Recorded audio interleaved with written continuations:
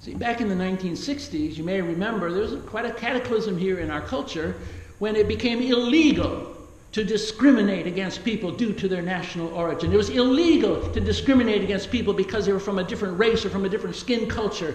But it's always been immoral to do so. We are to treat the alien, the stranger, the sojourner in our midst as one of us. So I think today's text from Jeremiah relates to these current issues in America, not just to exiles long ago far away in Babylon. It reveals the kind of anxiety that immigrant families face, even when they're not being held as prisoners of war or victims of human trafficking. See, while these older exiles, they wanted to maintain a notion of their true home. Their notion of their true home was back in Judea. It was in Palestine. It was the Promised Land. It was Canaan, where they came from. That's home. But Jeremiah wants them to make themselves at home in their new place of residence. He wants them to bloom where they are planted. In God's eyes, according to Jeremiah, they should make themselves at home in Babylon and work for the flourishing of all.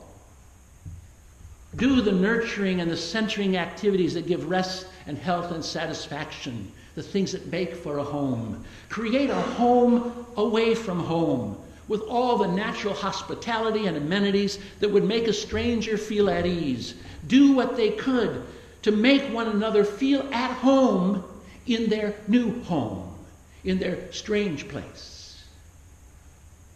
That was God's desire and hope for their future, as expressed by Jeremiah, for those defeated and despairing remnant refugees who have been displaced into foreign captivity. For I know the plans I have for you, says God, through Jeremiah's letter. Plans for welfare, not for evil.